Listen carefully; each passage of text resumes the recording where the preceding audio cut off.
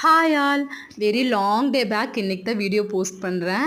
எங்கள் வீட்டில் வந்து பெரிய குழந்த, குட்டி குழந்த, கை குழந்த, அப்புறம் எனக்கு மாற்றி மாற்றி உடம்பு சரியில்லாமல் இருந்துச்சு. ஸோ இப்போ தான் எல்லாமே கொஞ்சம் ரெக்கவர் ஆகி வந்துட்டுருக்கோம். அதனால தான் வீடியோ போஸ்ட் பண்ண முடியல. இன்னைக்கு கரெக்டாக பண்ணுறேன், ஓகேங்களா?